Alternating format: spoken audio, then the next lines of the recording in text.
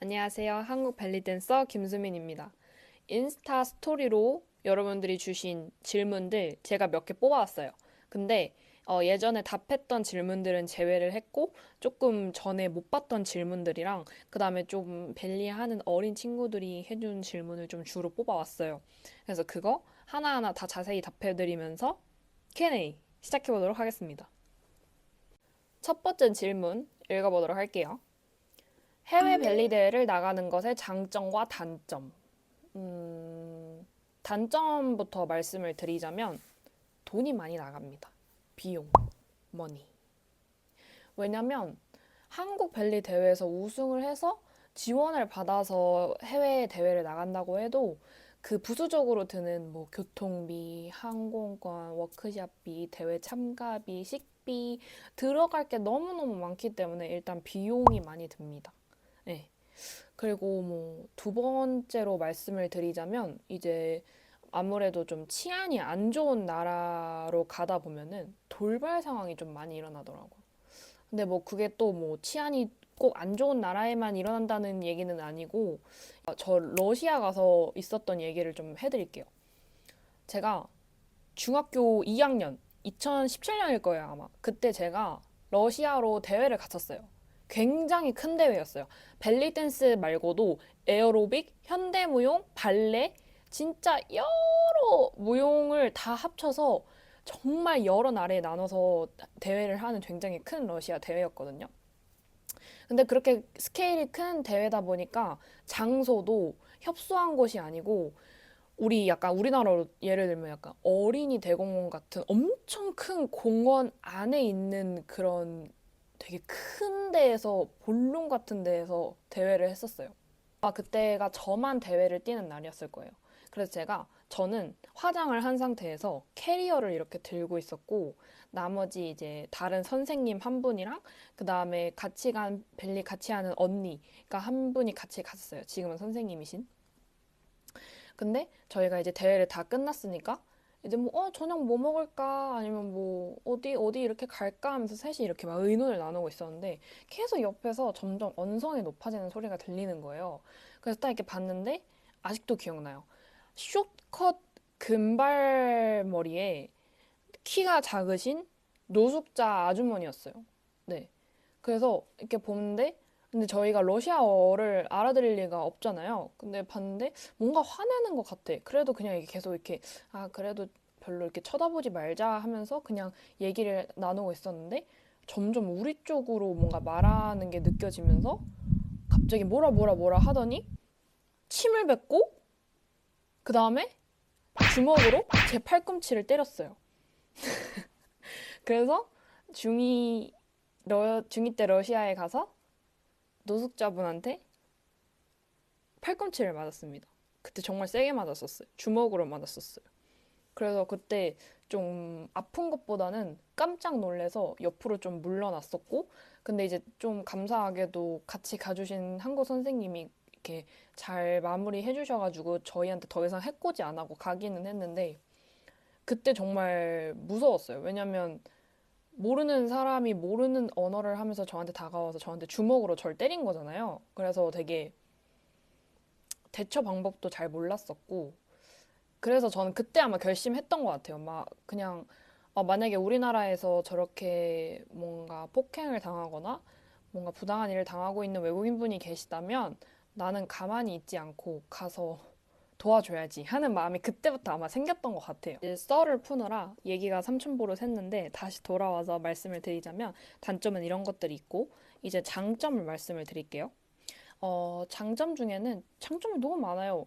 뭐 동기부여, 성취감 이런 것들이 정말 많지만 제가 1순위로 뽑을 수 있는 장점은 제 춤을 객관적으로 뭔가 판단할 수 있는 좋은 기회가 되는 것 같아요.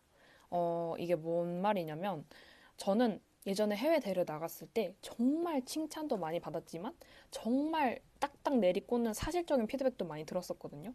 또 어떤 경우도 있냐면 심사위원분이 제 무대를 보다가 고개를 절레절레 하고 펜을 내려놓고 안 보신 분들도 계셨어요. 근데 저는 이런 경험들이 저한테 너무너무너무 도움이 많이 됐어요. 낙담하는 경험이 아니라 저한테 너무너무 도움이 많이 됐어요. 왜냐면 그런 것들을 통해서 다 피드백이 들어와요.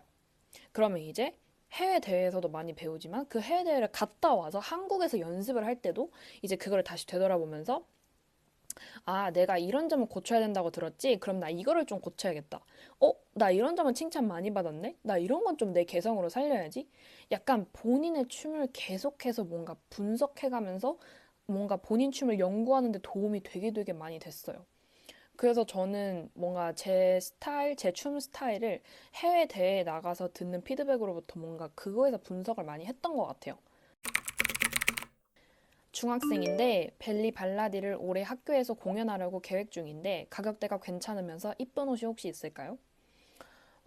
근데 저는 이게 아마 무대 빈도수에 따라 좀 달라지는 것 같아요. 왜냐면 만약에 이 학교 무대 말고도 다른 대회나 공연에 계속 있고 1년, 2년 정도 계속 올라갈 거면 그냥 우리 벨림 옷 맞추는 곳에 가서 본인 몸에 맞게 이쁘게 옷을 맞추는 게 저는 가성비가 있다고 봐요. 왜냐면 그만큼 더 오래 입을 수 있고 무대도 많이 올라가니까.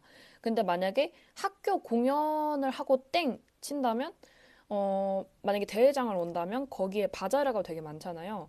거기에서 이제 발라디옷도 많이 파니까 입어보고 괜찮다 싶으면 사고. 그러면 좀 한 번 입는 데는 괜찮지 않을까. 근데 저는 개인적으로 바자르에서 옷을 너무 사고 싶은데 제가 좀 키가 있고 제가 좀 등치가 커서 키가 대부분 키 그 길이가 잘 안 맞아요. 그래서 저는 대부분 가서 맞추는 편이에요. 왜냐면 저는 그렇게 맞추는 만큼 공연이나 대회도 많이 올라가는 편이라서. 안녕하세요. 벨리 시작한 지 1년 반 된 학생입니다. 시선 처리나 표정을 자연스럽게 하는 방법이 있나요? 어떻게 춤을 춰야지 춤선이 예뻐 보일까요? 연습 방법도 알려주세요. 시선 처리나 표정 같은 경우에는 제가 다른 친구들한테도 들은 게 되게 많아요. 왜냐면 다른 친구들은 저한테 어떻게 말씀을 해주셨냐면 거울을 보면서 본인의 표정을 이렇게 보는데요. 아, 내가 이 부분이 좀 이쁜데? 아, 내가 이 표정이 좀 나은 것 같은데? 이렇게 하면서 본인의 표정을 되게 많이 연구를 한다고 전 들었어요. 그 방법도 있고, 저 같은 경우에는 저는 항상 가사에 충실한 표정을 지으려고 합니다. 네. 뭐 가사가 만약에 좀 슬픈 내용이다. 그럼 이제 거기에 맞춰서 슬픈 표정을 짓고 이제 만약에 좀 익살스러운 가사 내용이다. 그럼 좀 익살스러운 표정을 짓고. 근데 저는 사실 뭐라 이렇게 정의를 내려서 이렇게 딱 말씀드리기가 뭐한 게 저는 춤출 때마다 표정이 달라져요. 그러니까 뭔가 하나의 표정을 정해두지 않아요. 저는 춤출 때마다 같은 대회 작품 하나를 쳐도 출 때마다 표정이 바뀌는 편이에요. 근데 그게 제가 막 의도한 게 아니라 그냥 음악을 계속 듣고 뭔가 춤을 추다 보니까 그게 좀 저한테 맞는 방법이 된 것 같아요. 그냥 그때 그때 감정에 충실하고 근데 대신 그 감정에 충실한 거의 베이스는 가사를 알고 추는 거. 만약에 제 인스타그램에 올려져 있는 연습 영상 같은 걸 보면 아시겠지만 대부분 표정이 다 못생겼습니다. 표정이 다 이래요. 근데 그게 제가 의도한 게 아니라 그냥 그때그때에 맞춰서 뭔가 그냥 그때 그냥 제 필링에 맞춰서 그냥 그때 제 느낌에 맞춰서 그냥 표정을 짓기 때문에 이제 제가 연습 영상 다 끝나고 이제 모니터 할 때도 못생겼다, 못생겼네. 끝이만 뭔가 춤과 잘 어우러진다면 아, 나 몰입 잘했다. 아, 나 이때 완전 필링 받았었네. 이러면서 약간 뿌듯해하는 편입니다. 이상하죠? 저 이상합니다. 네. 춤선 같은 경우에는 그만큼 공과 시간을 많이 들여야 되는 것 같아요. 왜냐면 춤선이 제가 생각하기에는 그 팔이나 몸의 각도 그런 거를 거울을 보면서 아, 내 이 각도가 더 이쁘네. 아, 이 각도가 더 이쁘네. 이 각도가 더 이쁘네. 뭔가 본인만의 그 느낌과 각도를 찾아서 그걸 춤에 계속 적용해 보면서 그거를 이렇게 춤에 녹아내는 게 아마 제일 큰 어려운 점이지 않을까.